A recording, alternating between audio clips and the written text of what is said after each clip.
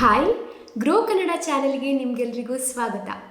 ಇವತ್ತು ನಿಮ್ಮ stock market income ಮೇಲೆ ಯಾವ ಥರ ಟ್ಯಾಕ್ಸೇಷನ್ ಇರುತ್ತೆ ಅನ್ನೋದನ್ನು ನೋಡೋಣ. ನೀವು ಇನ್ವೆಸ್ಟರ್ ಆಗಿರ್ಬೋದು ಅಥವಾ ನೀವು ಟ್ರೇಡರ್ ಆಗಿರ್ಬೋದು, ನಿಮ್ಮ ಸ್ಟಾಕ್ ಮಾರ್ಕೆಟ್ ಇನ್ಕಮ್ ಮೇಲೆ ಟ್ಯಾಕ್ಸೇಷನ್ ಇದ್ದೇ ಇರುತ್ತೆ. ಸೊ ಅದರಲ್ಲೂ ಟ್ಯಾಕ್ಸೇಷನ್ ಪ್ರೊವಿಷನ್ಸ್ ಇನ್ವೆಸ್ಟರ್ಸಿಗೆ ಹಾಗೆ ಟ್ರೇಡರ್ಸಿಗೆ ಸ್ವಲ್ಪ ಬೇರೆ ಆಗಿರುತ್ತೆ. ಸೊ ಈ ಕನ್ಫ್ಯೂಷನನ್ನೆಲ್ಲ ಇವತ್ತು ಈ ವಿಡಿಯೋದಲ್ಲಿ ನಾವು ಸಾಲ್ವ್ ಮಾಡೋಣ. ಸೊ ಈ ವಿಡಿಯೋವನ್ನು ನೀವು ಕೊನೆ ತನಕ ನೋಡಿ. ಅದಕ್ಕೂ ಮೊದಲು ನೀವು ಗ್ರೋ ಕನ್ನಡ ಚಾನಲನ್ನು ಸಬ್ಸ್ಕ್ರೈಬ್ ಮಾಡಿರೋದಿದ್ರೆ ದಯವಿಟ್ಟು ಸಬ್ಸ್ಕ್ರೈಬ್ ಮಾಡಿ, ಹಾಗೆ ಅಲ್ಲಿರುವ ಬೆಲ್ ಐಕಾನನ್ನು ಕ್ಲಿಕ್ ಮಾಡಿ. ನಾವು ಪ್ರತಿ ವಾರ ಇಂಟ್ರೆಸ್ಟಿಂಗ್ ಎಜುಕೇಷನಲ್ ಕಂಟೆಂಟ್ಗಳನ್ನು ಇಲ್ಲಿ ಪೋಸ್ಟ್ ಮಾಡ್ತಾ ಇರ್ತೇವೆ.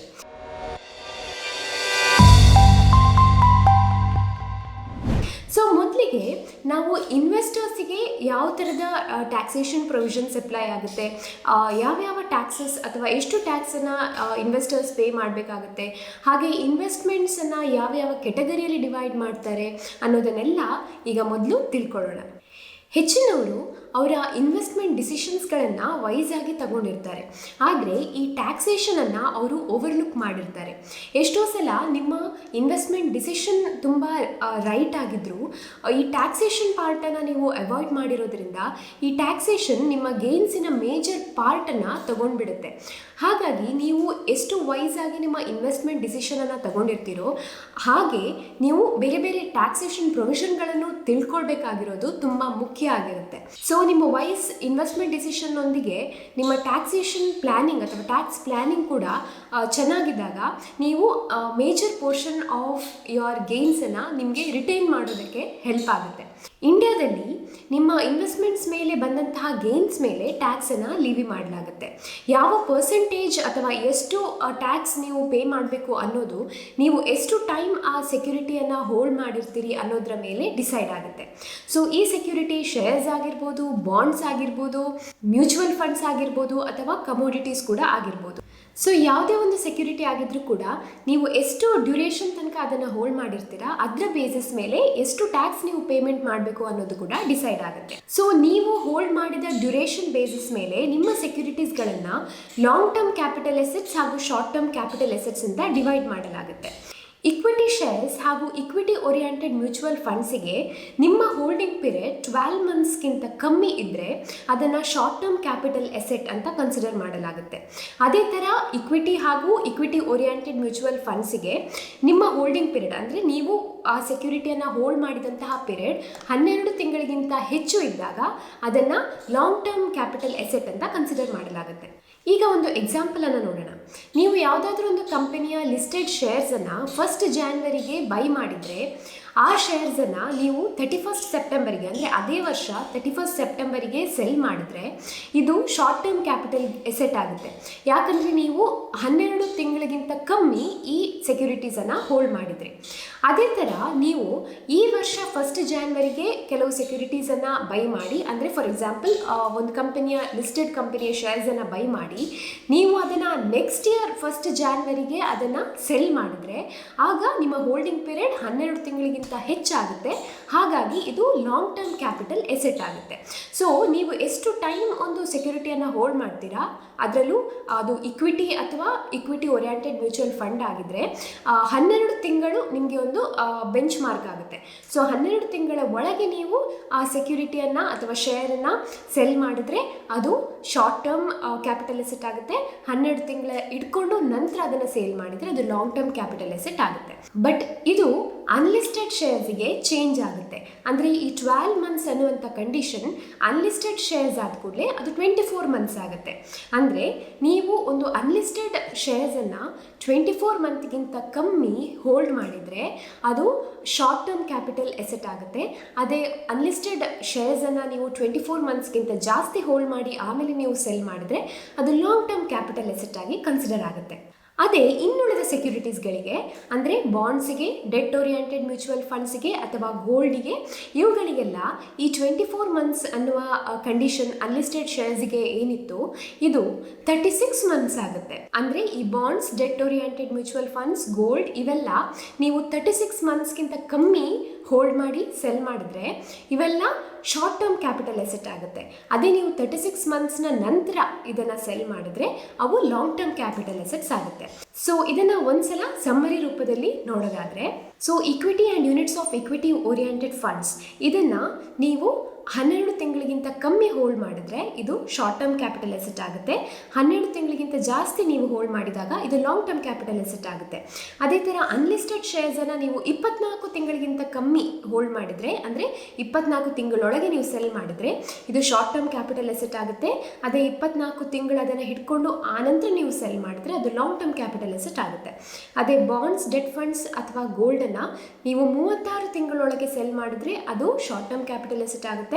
36 ತಿಂಗಳ ನಂತರ ನೀವು ಸೆಲ್ ಮಾಡಿದ್ರೆ ಅದು ಲಾಂಗ್ ಟರ್ಮ್ ಕ್ಯಾಪಿಟಲ್ ಎಸೆಟ್ ಆಗುತ್ತೆ. ಸೊ ಇಲ್ಲಿ ತನಕ ಕ್ಲಿಯರ್ ಆಗಿದೆ ಅಂತ ಅನ್ಕೊಳ್ತೀನಿ.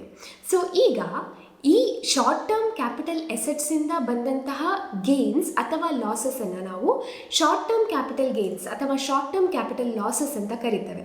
ಅದೇ ರೀತಿ ಈ ಲಾಂಗ್ ಟರ್ಮ್ ಕ್ಯಾಪಿಟಲ್ ಎಸೆಟ್ಸಿಂದ ಬಂದಂತಹ ಗೇನ್ಸ್ ಅಥವಾ ಲಾಸಸನ್ನು ನಾವು ಲಾಂಗ್ ಟರ್ಮ್ ಕ್ಯಾಪಿಟಲ್ ಗೇನ್ಸ್ ಅಥವಾ ಲಾಂಗ್ ಟರ್ಮ್ ಕ್ಯಾಪಿಟಲ್ ಲಾಸಸ್ ಅಂತ ಕರಿತೇವೆ. ಸೊ ಇದಲ್ಲದೆ ಇನ್ನೂ ಕೆಲವು ಇನ್ಕಮ್ಸ್ ಇದೆ, ಅಂದರೆ ಡಿವಿಡೆಂಡ್ ಇನ್ಕಮ್. ಇದನ್ನು ಕೂಡ ನಾವು ಮುಂದೆ ಹೋಗ್ತಾ ತಿಳ್ಕೊಳ್ಳೋಣ. ಸೊ ಇಲ್ಲಿ ತನಕ ನಿಮಗೆ ಎಲ್ಲ ಅರ್ಥ ಆಗಿದೆ, ಕ್ಲಿಯರ್ ಆಗಿದೆ ಅಂತಾದರೆ ನೀವು ಕಮೆಂಟ್ಸಲ್ಲಿ ಎಸ್ ಅಂತ ಟೈಪ್ ಮಾಡಿ. ಸೊ ಈಗ ಇದರ ಮೇಲಿನ ಟ್ಯಾಕ್ಸೇಷನ್ ಯಾವ ಥರ ಇರುತ್ತೆ ಅಂತ ನೋಡೋಣ. So long term capital gain ಟ್ಯಾಕ್ಸಸನ್ನು ಲಾಂಗ್ ಟರ್ಮ್ ಕ್ಯಾಪಿಟಲ್ ಎಸೆಟ್ಸ್ ಮೇಲೆ ಲಿವಿ ಮಾಡಲಾಗುತ್ತೆ. ಅದೇ ಥರ ಶಾರ್ಟ್ ಟರ್ಮ್ ಕ್ಯಾಪಿಟಲ್ ಗೇನ್ಸ್ ಟ್ಯಾಕ್ಸನ್ನು ಶಾರ್ಟ್ ಟರ್ಮ್ ಕ್ಯಾಪಿಟಲ್ ಎಸೆಟ್ಸ್ ಮೇಲೆ ಲಿವಿ ಮಾಡಲಾಗುತ್ತೆ. ಇಕ್ವಿಟಿ ಶೇರ್ಸ್ ಹಾಗೆ ಇಕ್ವಿಟಿ ಓರಿಯೆಂಟೆಡ್ ಮ್ಯೂಚುವಲ್ ಫಂಡ್ಸ್ ಮೇಲೆ ನಿಮಗೆ ಶಾರ್ಟ್ ಟರ್ಮ್ ಕ್ಯಾಪಿಟಲ್ ಗೇನ್ ಆದರೆ ಅದರ ಮೇಲೆ 15% ಟ್ಯಾಕ್ಸ್ ಬೀಳುತ್ತೆ. ಅದೇ ಥರ ಇಕ್ವಿಟಿ ಶೇರ್ಸ್ ಹಾಗೂ ಇಕ್ವಿಟಿ ಓರಿಯೆಂಟೆಡ್ ಮ್ಯೂಚುವಲ್ ಫಂಡ್ಸ್ ಮೇಲೆ ನಿಮಗೆ ಲಾಂಗ್ ಟರ್ಮ್ ಕ್ಯಾಪಿಟಲ್ ಗೇನ್ಸ್ ಆದರೆ ಅದರ ಮೇಲೆ 10% ಟ್ಯಾಕ್ಸ್ ಬೀಳುತ್ತೆ. ಆದರೆ ಲಾಂಗ್ ಟರ್ಮ್ ಕ್ಯಾಪಿಟಲ್ ಮೇಲೆ ಈ 10% ಟ್ಯಾಕ್ಸ್ 1 ಲಕ್ಷ ಕ್ರಾಸ್ ಆದರೆ ಮಾತ್ರ ಬೀಳುತ್ತೆ.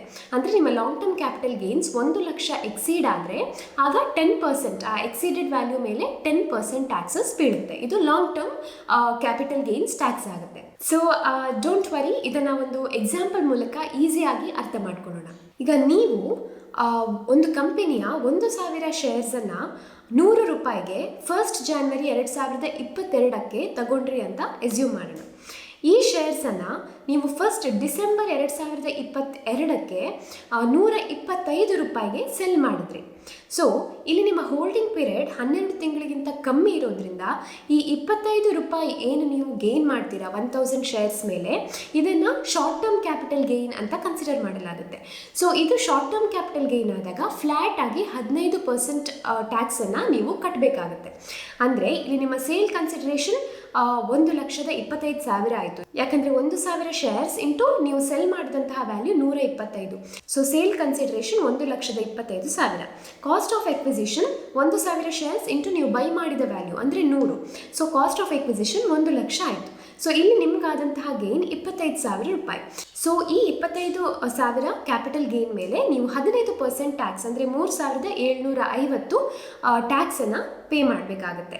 ಅದೇ ಥರ ನಾವು ಇದೇ ಎಕ್ಸಾಂಪಲನ್ನು ಕಂಟಿನ್ಯೂ ಮಾಡ್ತಾ ಹೋದರೆ ನೀವು ಇದೇ ಶೇರ್ಸನ್ನು ಮೇ 2023ಕ್ಕೆ 225 ರೂಪಾಯಿಗೆ ನೀವು ಸೆಲ್ ಮಾಡಿದ್ರೆ, ಅಂದರೆ ಒಂದು ಶೇರಿಗೆ 225 ರೂಪಾಯಿ ಲೆಕ್ಕದಲ್ಲಿ ನೀವು ಮೇ 2023ಕ್ಕೆ ಸೆಲ್ ಮಾಡಿದ್ರೆ ಇದು ಲಾಂಗ್ ಟರ್ಮ್ ಕ್ಯಾಪಿಟಲ್ ಗೇನ್ ಆಗುತ್ತೆ. ಸೊ ನಾವಿಲ್ಲಿ ನೋಡಿದ್ರೆ ಇಲ್ಲಿ ಸೇಲ್ ಕನ್ಸಿಡರೇಷನ್ 2,25,000 ಆಗುತ್ತೆ.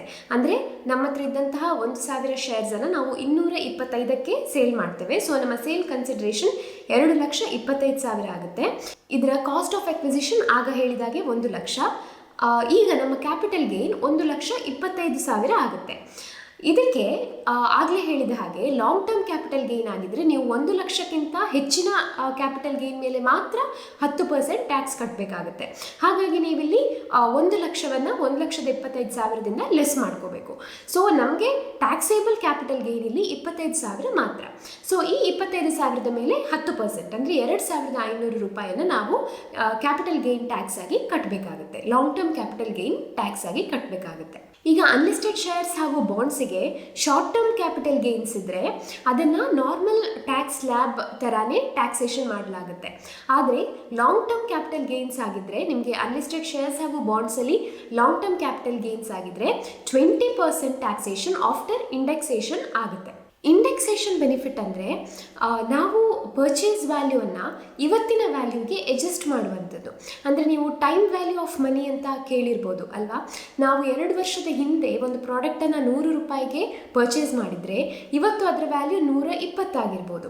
ಸೊ ಇನ್ಕಮ್ ಟ್ಯಾಕ್ಸ್ ಡಿಪಾರ್ಟ್ಮೆಂಟ್ ಈ ಇನ್ಫ್ಲೇಷನನ್ನು ನಮಗೆ ಅಡ್ಜಸ್ಟ್ ಮಾಡಲಿಕ್ಕೆ ಅಲೌ ಮಾಡುತ್ತೆ. ಸೊ ಪ್ರತಿ ವರ್ಷ ಇನ್ಕಮ್ ಟ್ಯಾಕ್ಸ್ ಡಿಪಾರ್ಟ್ಮೆಂಟ್ ಇನ್ಫ್ಲೇಷನ್ ಇಂಡೆಕ್ಸನ್ನು ರಿಲೀಸ್ ಮಾಡುತ್ತೆ. 2001, 2002ರಿಂದ ಹಿಡಿದು ಇವತ್ತು ತನಕನೂ ಪ್ರತಿ ವರ್ಷ ಇನ್ಫ್ಲೇಷನ್ ಇಂಡೆಕ್ಸನ್ನು ಇನ್ಕಮ್ ಟ್ಯಾಕ್ಸ್ ಡಿಪಾರ್ಟ್ಮೆಂಟ್ ರಿಲೀಸ್ ಮಾಡುತ್ತೆ.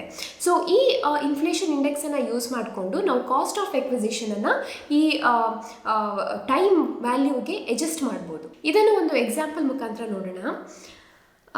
ನೀವು 1000 ಶೇರ್ಸನ್ನು 2009-10ರಲ್ಲಿ 1000 ರೂಪಾಯಿಗೆ ಬೈ ಮಾಡಿ ಫಿನಾನ್ಷಿಯಲ್ ಇಯರ್ 2021-22ಕ್ಕೆ ನೀವು ಅದನ್ನು 2000ಕ್ಕೆ ಸೆಲ್ ಮಾಡಿದರೆ ನಿಮ್ಮ ಕ್ಯಾಪಿಟಲ್ ಗೇನ್ಸ್ ಎಷ್ಟಾಗುತ್ತೆ ಅಂತ ನೋಡೋಣ. ಇಲ್ಲಿ ಸೇಲ್ ಕನ್ಸಿಡ್ರೇಷನ್ 1000 ಶೇರ್ಸನ್ನು ನೀವು 2000ಕ್ಕೆ ಸೆಲ್ ಮಾಡ್ತಾ ಇದ್ದೀರಾ. ಸೊ ನಿಮ್ಮ ಸೇಲ್ ಕನ್ಸಿಡ್ರೇಷನ್ ಇಲ್ಲಿ 20 ಲಕ್ಷ ಆಯಿತು. ಆದರೆ ನಿಮ್ಮ ಕಾಸ್ಟ್ ಆಫ್ ಎಕ್ವಿಸಿಷನ್ ಇಲ್ಲಿ ಇಂಡೆಕ್ಸ್ಡ್ ಕಾಸ್ಟ್ಗೆ ಅಡ್ಜಸ್ಟ್ ಮಾಡಬೇಕಾಗುತ್ತೆ. ಅಂದರೆ ನಿಮ್ಮ cost of acquisition 1000 shares into 1000 ರೂಪಾಯಿ, so 10 lakh. 10 lakh into indexation ಅಂದರೆ 317 ಡಿವೈಡೆಡ್ ಬೈ 148. ಸೊ ಇದು ನಿಮಗೆ ಇನ್ಫ್ಲೇಷನ್ ಇಂಡೆಕ್ಸಲ್ಲಿ ಸಿಗುತ್ತೆ, ಎಷ್ಟು ಇಂಡೆಕ್ಸ್ ನೀವು ಅಪ್ಲೈ ಮಾಡಬೇಕು ಅನ್ನುವಂಥದ್ದು. ಹೀಗೆ ಮಾಡಿದಾಗ ನಿಮ್ಮ ಅಡ್ಜಸ್ಟೆಡ್ ಎಕ್ವಿಸಿಷನ್ ಕಾಸ್ಟ್ 21,41,891 ಆಗುತ್ತೆ. ಸೊ ನಿಮಗೆ ಇಲ್ಲಿ ಲಾಸ್ ಆಗುತ್ತೆ, ಲಾಂಗ್ ಟರ್ಮ್ ಕ್ಯಾಪಿಟಲ್ ಲಾಸ್ 1,41,891. ನಿಮಗೆ ಇಲ್ಲಿ ಸೇಲ್ ಆಗಿ 20 ಲಕ್ಷ ಸಿಕ್ಕಿದ್ರು ಕೂಡ ನಿಮ್ಮ cost of buying 10 lakh, sale ಆಗಿದ್ದು 20 ಲಕ್ಷ ಆಗಿದ್ರು ಕೂಡ ಕಾಸ್ಟ್ ಆಫ್ ಇಂಡೆಕ್ಸೇಷನ್ ನಾವು ಅಪ್ಲೈ ಮಾಡಿದಾಗ, ಅಂದರೆ ನಾವು ಇನ್ಫ್ಲೇಷನನ್ನು ಅಕೌಂಟಿಗೆ ತಗೊಂಡಾಗ ಅಲ್ಟಿಮೇಟ್ ಆಗಿ ನೀವು ಲಾಸಲ್ಲೇ ಇದ್ದೀರಾ. ಸೊ ನಿಮ್ಮ ಲಾಂಗ್ ಟರ್ಮ್ ಕ್ಯಾಪಿಟಲ್ ಲಾಸ್ 1,41,891 ಆಗುತ್ತೆ. ಸೊ ನೀವು ಇನ್ಫ್ಲೇಷನನ್ನು ಬೀಟ್ ಮಾಡಿಲ್ಲ ಅಂತ ಇದರ ಅರ್ಥ.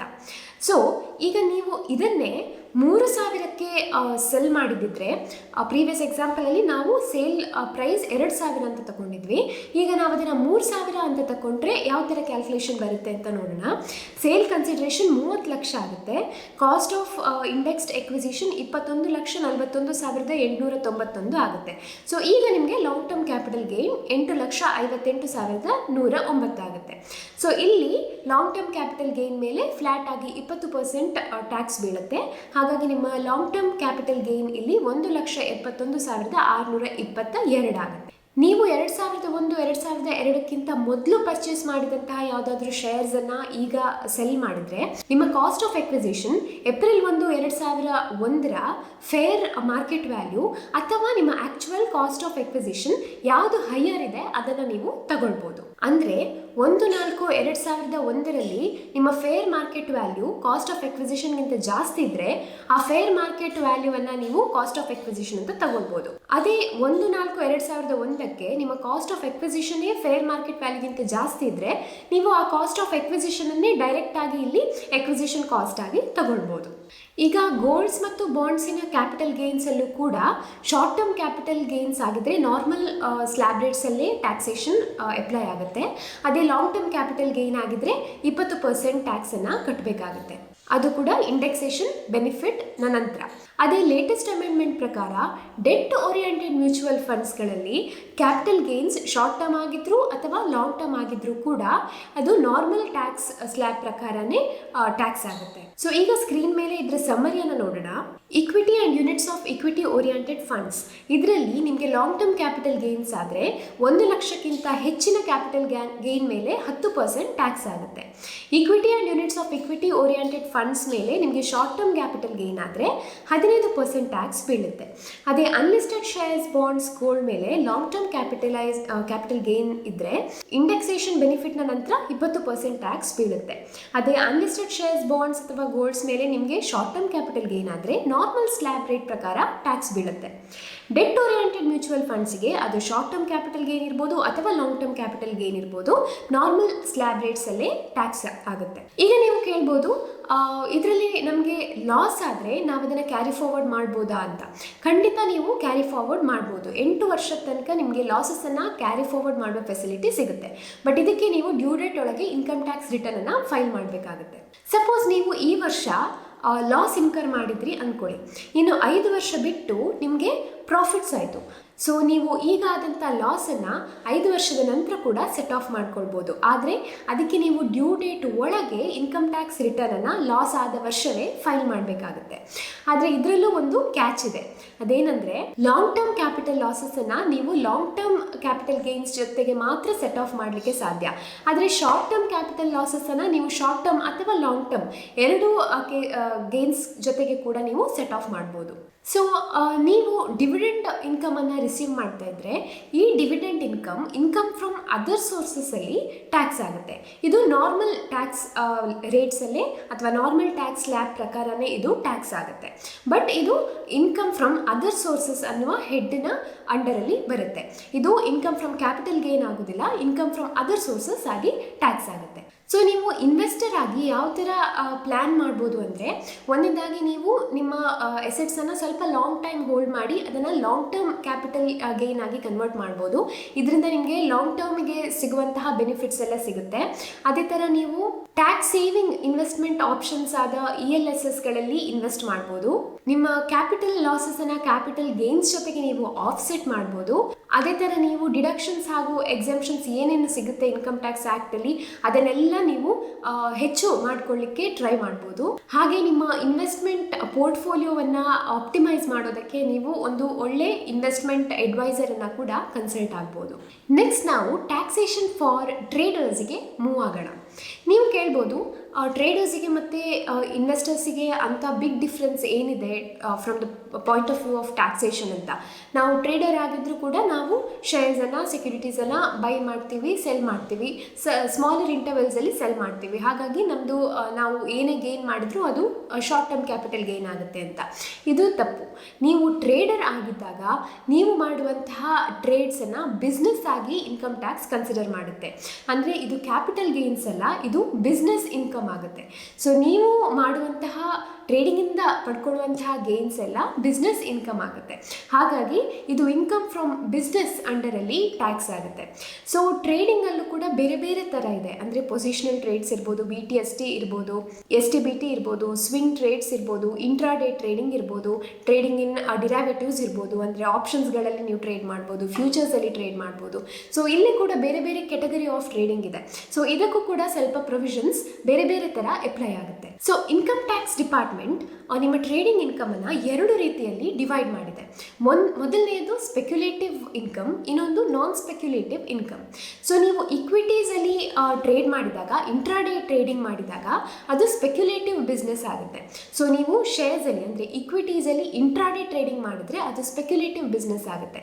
ಅದೇ ನೀವು ಸ್ಟಾಕಲ್ಲಿ ಸ್ವಿಂಗ್ ಟ್ರೇಡ್ ಮಾಡಿದರೆ, ಪೊಸಿಷನಲ್ ಟ್ರೇಡ್ ಮಾಡಿದರೆ, BTST ಮಾಡಿದ್ರೆ, STBT ಟ್ರೇಡ್ಸ್ ಮಾಡಿದ್ರೆ, ಅಥವಾ ನೀವು ಡಿರೈವೇಟಿವ್ಸಲ್ಲಿ ಟ್ರೇಡ್ ಮಾಡಿದ್ರೆ ಅದು ನಾನ್ ಸ್ಪೆಕ್ಯುಲೇಟಿವ್ ಬಿಸ್ನೆಸ್ ಆಗುತ್ತೆ.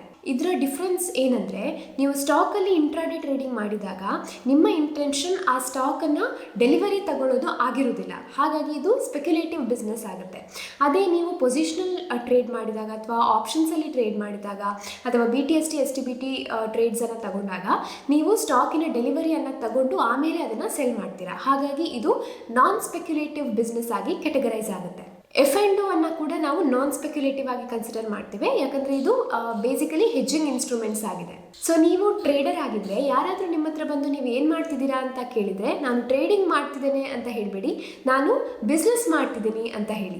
ಸೊ ಬಿಸ್ನೆಸ್ ಅಂತ ಬಂದ ಕೂಡಲೇ ಬರುವಂತಹ important concept turn over. So ನಾವು ಬಿಸ್ನೆಸ್ ಮಾಡ್ತಾ ಇದ್ದರೆ ನಮ್ಮ ಟರ್ನ್ ಓವರ್ ಎಷ್ಟು ಅನ್ನೋದ್ರ ಮೇಲೆ ಟ್ಯಾಕ್ಸೇಷನ್ ಕೂಡ ಬೇಸ್ ಆಗಿದೆ. ಸೊ ಇಲ್ಲಿ ಕೂಡ ನೀವು ಟ್ರೇಡರ್ ಆಗಿದ್ದರೂ ನಿಮ್ಮ ಟ್ರೇಡಿಂಗನ್ನು ಬಿಸ್ನೆಸ್ ಅಂತ ಕನ್ಸಿಡರ್ ಮಾಡಿರೋದ್ರಿಂದ ನಿಮಗೆ ಟರ್ನ್ ಓವರ್ ಅನ್ನುವ ಟರ್ಮನ್ನು ಕ್ಲಿಯರ್ ಆಗಿ ಅರ್ಥ ಮಾಡ್ಕೊಳ್ಳೋದು ಇಂಪಾರ್ಟೆಂಟ್ ಆಗುತ್ತೆ. ಸೊ ಈ ಟರ್ನ್ ಓವರ್ ಅನ್ನುವ ಕಾನ್ಸೆಪ್ಟನ್ನು ನಾವು ಒಂದು ಎಕ್ಸಾಂಪಲ್ ಮುಖಾಂತರ ತಿಳ್ಕೊಳ್ಳೋಣ. ಸೊ ಇಲ್ಲಿ ಸ್ಕ್ರೀನ್ ಮೇಲೆ ನೀವು ನೋಡಿದ್ರೆ 3 ಥರದ ಶೇರ್ಸನ್ನು ನಾವು ತಗೊಂಡಿದ್ದೇವೆ, A, B, C. ಸೊ ಎಯ ಕ್ವಾಂಟಿಟಿ 1000, ಬಿಯ ಕ್ವಾಂಟಿಟಿ 1500, ಸಿಯ ಕ್ವಾಂಟಿಟಿ 500. ಸೊ ಎ ಶೇರ್ಸನ್ನು ನಾವು 1000 ಕ್ವಾಂಟಿಟಿ ಶೇರ್ಸನ್ನು ಪರ್ ಶೇರ್ 1,000 ಕೊಟ್ಟು ತಗೊಳ್ತೇವೆ. ಸೊ ನಮ್ಮ ಬೈ ವ್ಯಾಲ್ಯೂ 10 ಲಕ್ಷ ಆಯಿತು. ಅದೇ ನಾವು ಅದನ್ನು 1,500 ಪರ್ ಶೇರಿಗೆ ಸೆಲ್ ಮಾಡ್ತೇವೆ. ಸೊ ನಮ್ಮ ಸೇಲ್ ವ್ಯಾಲ್ಯೂ 15 ಲಕ್ಷ ಆಯಿತು. ಸೊ ಈ ಪರ್ಟಿಕ್ಯುಲರ್ ಶೇರಲ್ಲಿ ನಾವು 5 ಲಕ್ಷ ಪ್ರಾಫಿಟನ್ನು ಮಾಡ್ತೇವೆ. ಅದೇ ಥರ ಬಿ ಶೇರ್ ಕೆಟಗರಿ ಬಿಯಲ್ಲಿ 1,500 ಕ್ವಾಂಟಿಟಿಯನ್ನು ನಾವು 200 ರೂಪಾಯಿ ಕೊಟ್ಟು ಬೈ ಮಾಡ್ತೇವೆ. ಸೊ ನಮ್ಮ ಟೋಟಲ್ ಬೈ ವ್ಯಾಲ್ಯೂ 3 ಲಕ್ಷ ಆಯಿತು. ಅದೇ ನಾವು 100 ರೂಪಾಯಿಗೆ ಸೆಲ್ ಮಾಡ್ತೇವೆ. ಸೊ ನಮ್ಮ ಸೇಲ್ ವ್ಯಾಲ್ಯೂ 1,50,000 ಆಯಿತು.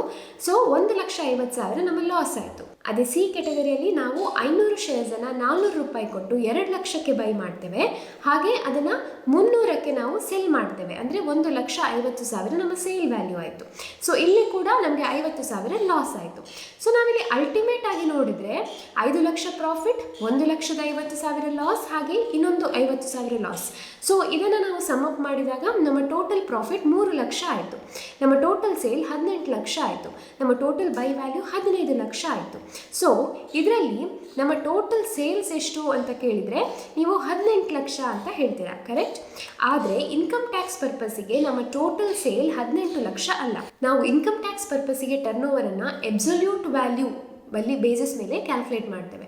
ಸೊ ಈಗ ಅಬ್ಸಲ್ಯೂಟ್ ವ್ಯಾಲ್ಯೂ ಅಂದರೆ ಏನು? ಅಬ್ಸಲ್ಯೂಟ್ ವ್ಯಾಲ್ಯೂ ಅಂದರೆ ನಿಮ್ಗಾದಂತಹ ಪ್ರಾಫಿಟ್ಸಿಗೆ ನಿಮ್ಗಾದಂತಹ ಲಾಸನ್ನು ಆ್ಯಡ್ ಮಾಡುವಂಥದ್ದು. ಅಂದರೆ ಈ ಎಕ್ಸಾಂಪಲಲ್ಲಿ ನೋಡಿದರೆ ಫಸ್ಟಿಗೆ ನಮಗೆ 5 ಲಕ್ಷ ಪ್ರಾಫಿಟ್ ಆಯಿತು, ಆಮೇಲೆ ನಮಗೆ 1,50,000 ಲಾಸ್ ಆಯಿತು. ಸೊ 6,50,000 ಆಯಿತು.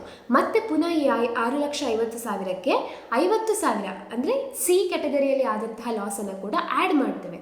ಸೊ ಅಲ್ಟಿಮೇಟ್ಲಿ ನಮ್ಮ ಅಬ್ಸಲ್ಯೂಟ್ ವ್ಯಾಲ್ಯೂ 7 ಲಕ್ಷ ಆಯಿತು. ಸೊ ಇದು ನಮ್ಮ ಟರ್ನ್ ಓವರ್ ಆಗುತ್ತೆ.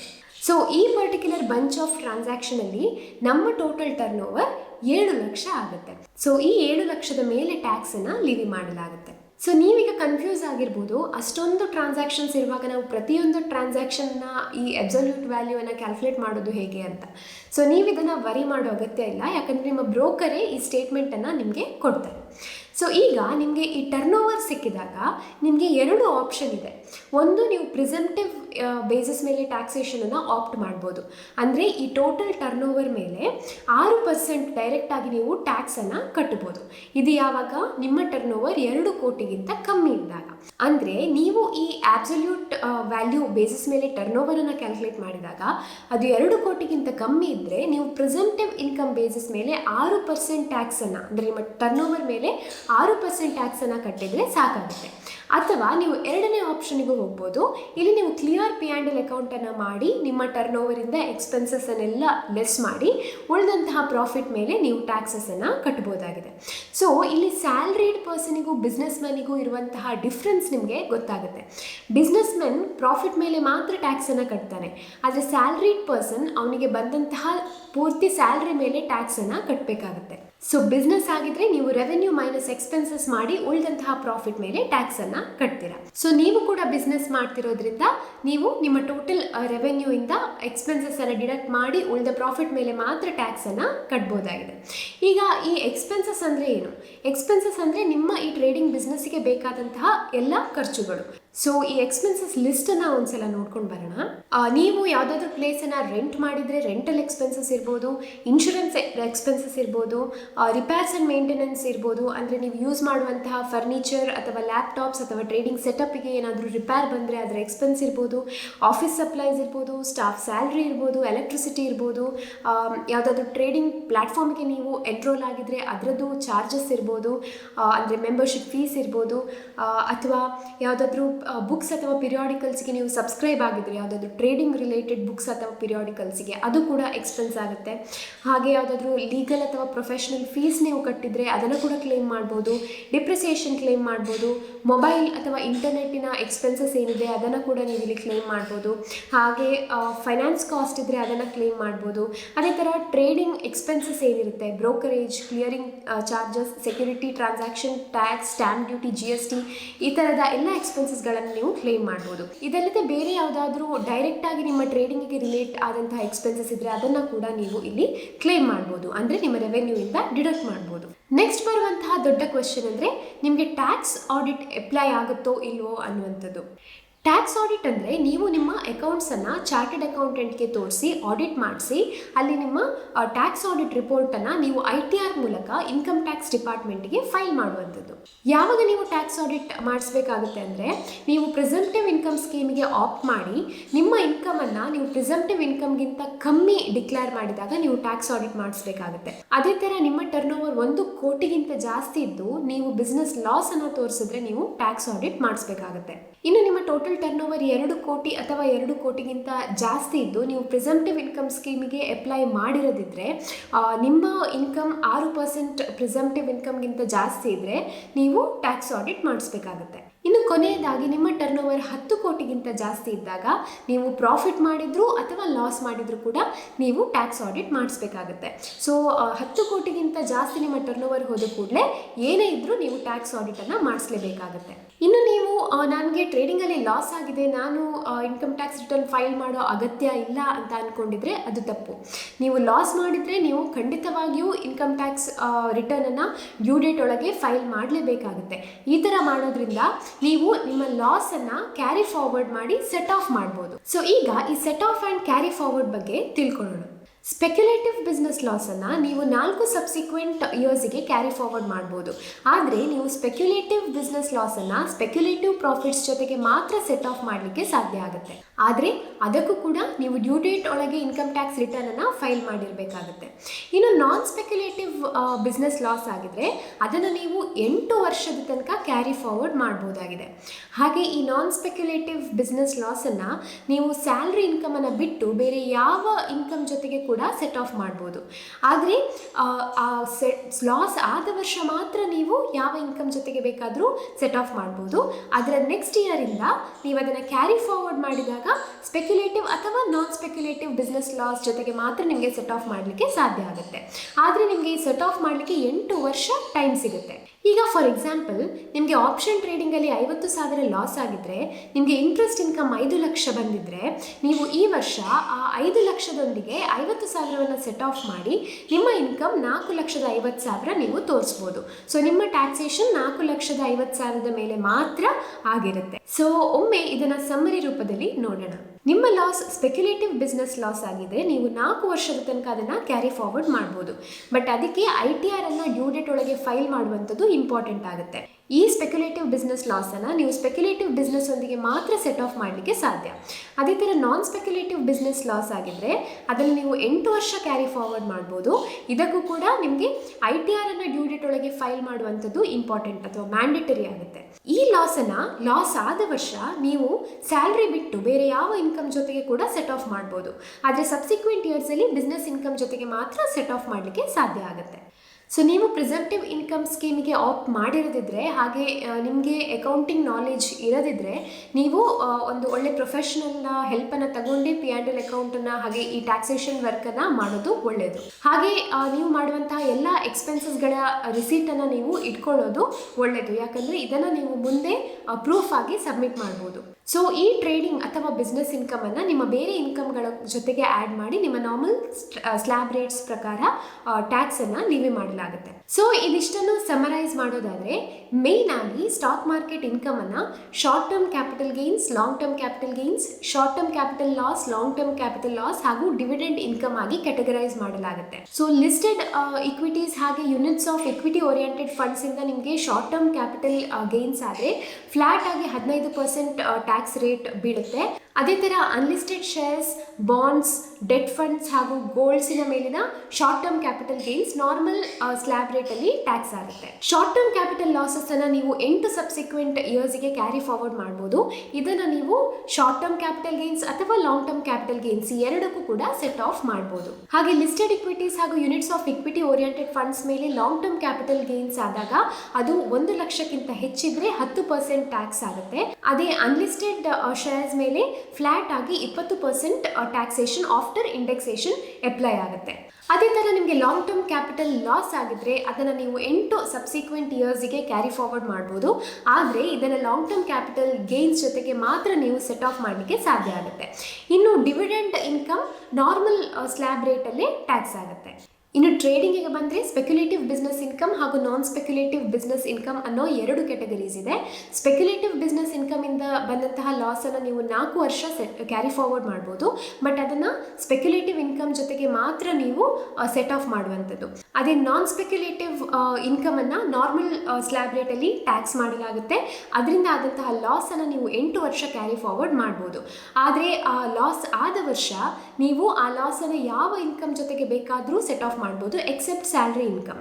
ಬಟ್ ಅದರ ನೆಕ್ಸ್ಟ್ ಸಬ್ಸಿಕ್ವೆಂಟ್ ವರ್ಷದಿಂದ ನೀವು ಅದನ್ನು ನಿಮ್ಮ ಬಿಸ್ನೆಸ್ ಇನ್ಕಮ್ ಜೊತೆಗೆ ಮಾತ್ರ ಸೆಟ್ ಆಫ್ ಮಾಡಲಿಕ್ಕೆ ಸಾಧ್ಯ ಆಗುತ್ತೆ.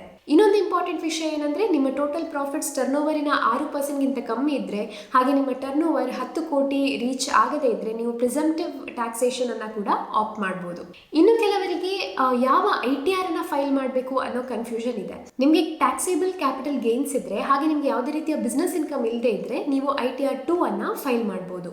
ನೀವು ಟ್ರೇಡರ್ ಆಗಿದ್ರೆ, ನಿಮಗೆ ಟ್ರೇಡಿಂಗ್ ಇನ್ಕಮ್ ಇದ್ದರೆ ನೀವು ITR 3 ಅನ್ನು ಫೈಲ್ ಮಾಡಬೇಕಾಗುತ್ತೆ.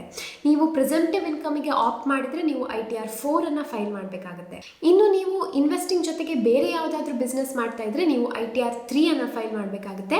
ಅದೇ ಥರ ನೀವು ಇನ್ವೆಸ್ಟರ್ ಹಾಗೂ ಪ್ರಿಸಂಪ್ಟಿವ್ ಇನ್ಕಮನ್ನು ಆಪ್ಟ್ ಮಾಡಿರುವಂತಹ ಟ್ರೇಡರ್ ಆಗಿದ್ದರೆ ನೀವು ITR 4 ಅನ್ನು ಆಪ್ಟ್ ಮಾಡಬೇಕಾಗುತ್ತೆ. ಇನ್ನು ನೀವು ಇನ್ವೆಸ್ಟರ್ ಆಗಿ ಪ್ರಿಸಂಪ್ಟಿವ್ ಇನ್ಕಮನ್ನು ಆಪ್ಟ್ ಮಾಡದೇ ಇರುವಂತಹ ಟ್ರೇಡರ್ ಆಗಿದ್ದರೆ ನೀವು ITR 3 ಅನ್ನೇ ಫೈಲ್ ಮಾಡಬಹುದು. ಸೊ ಈ ವಿಡಿಯೋಗೆ ಇಷ್ಟೇ. ನಿಮಗೆ ಈ ವಿಡಿಯೋ ಇಷ್ಟ ಆಗಿದ್ರೆ ದಯವಿಟ್ಟು ಲೈಕ್ ಮಾಡಿ. ಹಾಗೆ ನಿಮಗೆ ಏನಾದರೂ ಟ್ಯಾಕ್ಸೇಷನ್ ರಿಲೇಟೆಡ್ ಡೌಟ್ಸ್ ಇದ್ದರೆ ನೀವು ಕಮೆಂಟ್ ಮಾಡಿ, ನಾವು ಅದಕ್ಕೆ ರಿಪ್ಲೈ ಮಾಡ್ತೇವೆ. ಸೊ ನಾವು ಮಾಡುವಂತಹ ಪ್ರತಿಯೊಂದು ವಿಡಿಯೋ ಕೂಡ ಎಜುಕೇಷನ್ ಪರ್ಪಸ್ಸಿಗೆ ಮಾತ್ರ. ನಾವು ಯಾವುದೇ ರೀತಿಯ ಬೈಸೆಲ್ ರೆಕಮೆಂಡೇಷನನ್ನು ಮಾಡೋದಿಲ್ಲ. ಸೊ ಮತ್ತೆ ಬರ್ತೀವಿ ಇನ್ನಷ್ಟು ಇನ್ಫಾರ್ಮೇಟಿವ್ ಕಂಟೆಂಟ್ಗಳೊಂದಿಗೆ. ಅಲ್ಲಿ ತನಕ ಸ್ಟೇ ಟ್ಯೂನ್ಡ್. ಬಾಯ್ ಬಾಯ್.